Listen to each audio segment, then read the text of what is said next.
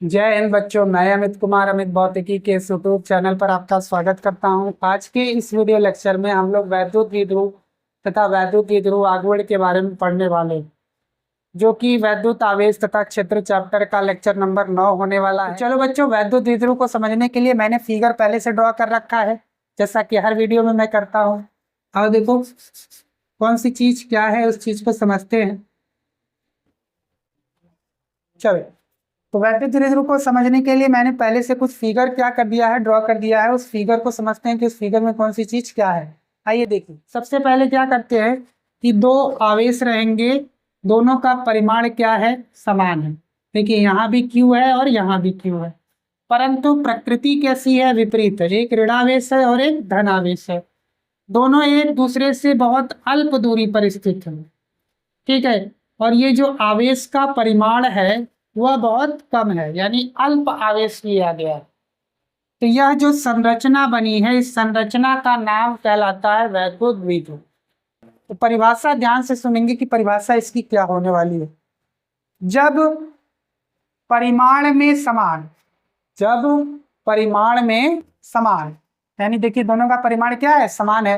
यानी जब परिमाण में समान परंतु विपरीत प्रकृति का, परंतु विपरीत प्रकृति का दो अल्प आवेश, कितने आवेश हैं, दो है ना, एक आवेश ये एक आवेश ये, तो कितने आवेश हैं, दो अल्प आवेश एक दूसरे से अल्प दूरी पर स्थित हों, एक दूसरे से अल्प दूरी पर स्थित हों, तो इस निकाय को या इस संरचना को वैद्युत द्विध्रुव कहा जाता है।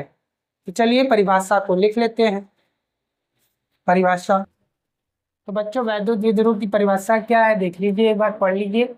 जब परिमाण में समान परंतु विपरीत प्रकृति के दो अल्प आवेश एक दूसरे से अल्प दूरी पर स्थित हों, तो इस संरचना या निकाय को वैद्युत द्विध्रुव कहते हैं। ठीक है, यही जो संरचना बनी हुई है इसी को क्या नाम दिया जाता है, वैद्युत द्विध्रुव।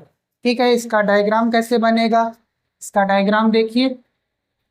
तो दो आवेश बना दीजिए, एक ये आवेश, एक ये आवेश।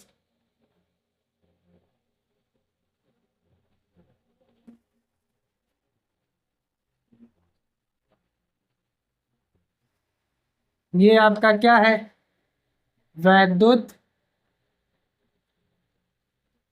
द्विध्रुव।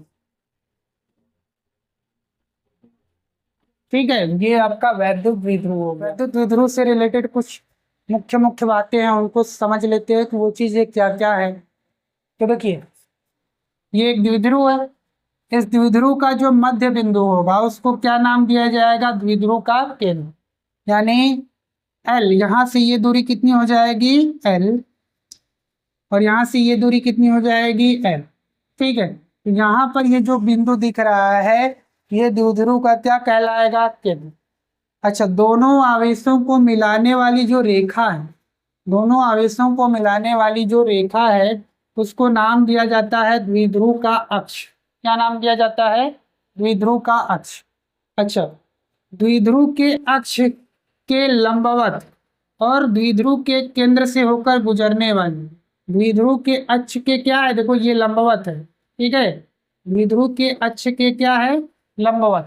तो द्विध्रुव अक्ष के लंबवत परंतु केंद्र से होकर गुजरने वाली जो रेखा होती है उसको क्या नाम दिया जाता है, द्विध्रुव का निरक्ष। और जो दो आवेशों यानी द्विध्रुव के दो आवेशों के बीच की जो दूरी होती है उसको नाम दिया जाता है द्विध्रुव की लंबाई। ठीक है, तो दो द्विध्रुव के दोनों आवेशों के बीच की दूरी को द्विध्रुव की लंबाई, द्विध्रुव के मध्य बिंदु को द्विध्रुव का केंद्र कहते हैं, द्विध्रुव के दोनों आवेशों को मिलाने वाली रेखा को द्विध्रुव का अक्ष कहते हैं, और द्विध्रुव के अक्ष के लंबवत केंद्र से गुजरने, द्विध्रुव के केंद्र से गुजरने वाली रेखा को क्या नाम दिया जाता है, द्विध्रुव का निरक्ष। तो बच्चों वैद्युत द्विध्रुव आघूर्ण को समझने के लिए मैंने फिगर पहले से ड्रॉ कर रखा है। और देखो क्या होता है वैद्युत द्विध्रुव आघूर्ण। देखो किसी भी जो वैद्युत द्विध्रुव आघूर्ण है उसकी किसी भी एक आवेश का परिमाण ले लो, चाहे इसका परिमाण ले लो चाहे इसका, दोनों का परिमाण तो समान है। तो दोनों आवेशों में से किसी एक आवेश का क्या ले लीजिए, परिमाण। चलिए मैंने ले लिया परिमाण Q। अच्छा इसका परिमाण लूंगा तो Q हो जाएगा, इसका भी परिमाण लूंगा तो क्या हो जाएगा, कि दोनों का परिमाण Q है। तो दोनों आवेशों, वैद्युत द्विध्रुव के दोनों आवेशों में से किसी एक आवेश का परिमाण तथा उनके बीच की दूरी के गुणनफल, इसको क्या नाम दिया गया, गुणनफल। उनके बीच की दूरी के गुणनफल को क्या कहते हैं, इसको बोलते हैं वैद्युत द्विध्रुव आघूर्ण। छोटा p से प्रदर्शित करते हैं, किससे प्रदर्शित करते हैं, छोटका p से। ठीक है, अब आइए बहुत आसान डेफिनेशन है। क्या डेफिनेशन है, क्या परिभाषा है, तो देखिए वैद्युत द्विध्रुव के किसी एक आवेश का परिमाण कितना है, Q है, Q तथा उनके बीच की दूरी कितनी है बताइए, 2L है, वही लिखा हूं 2L के गुणनफल को वैद्युत द्विध्रुव आघूर्ण कहते हैं। अच्छा प्रदर्शित किससे कर रहे हैं बताइए, P से, वही लिख देंगे, ये लिख दिया, इसे P से प्रदर्शित करते हैं। यह राशि कैसी है, तो यह सदिश राशि है। कैसी राशि है, राशि आपकी कैसी है, तो सदिश राशि है। ठीक है, अच्छा सदिश है तो इसमें क्या होगा, परिमाण। तो देखिए परिमाण निकालने के लिए क्या करना है, Q इंटू 2L, मतलब किसी एक आवेश का परिमाण लीजिए और उनके बीच की दूरी यानी द्विध्रुव की लंबाई से गुणा कर दीजिए, तो आपको परिमाण मिल जाएगा। अब दिशा निकालने के लिए, दिशा किधर से किधर होती है, तो दिशा नीचे लिखेंगे, इसकी दिशा सदैव -Q आवेश से +Q आवेश की ओर।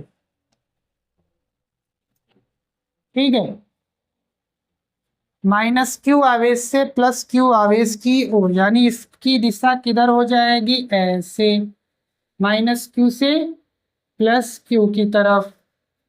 ये P वेक्टर हो गया, दिशा लिख दिया। तो अगर मैं दिशा लिख देता हूं तो वो क्या हो जाता है, वेक्टर हो जाता है ना। तो यहाँ पर इसमें यहाँ पर एरो लगा लीजिए। देखो बच्चों सदिश रूप में इसको कैसे लिखेंगे, तो P वेक्टर बराबर Q इंटू 2L, परिमाण लिख दिया और इसमें क्या लिख दिया, दिशा, कि दिशा किधर से, -Q आवेश से +Q आवेश की ओर। ये सदिश रूप में मैंने लिख दिया। मात्रक बताएंगे, तो देखिए Q क्या है, आवेश है, आवेश का होता है कूलाम, मात्रक क्या होता है, कूलाम, इंटू 2L दूरी है ना, दूरी मतलब मीटर में नापते हैं उसको। ठीक है, तो कूलाम मीटर, क्या लिख दिया, कूलाम मीटर। सिंबॉलिकली लिखना होगा यानी चिन्ह में लिखना होगा, तो कैसे लिखेंगे, C लिखेंगे बड़ा, एक डैश लगाएंगे, एक मीटर यानी छोटा m लिख देंगे, तो ये हो जाएगा कूलाम मीटर, सिंबल के रूप में हो जाएगा। ठीक है, अब इसकी विमा क्या होगी, विमा देखो,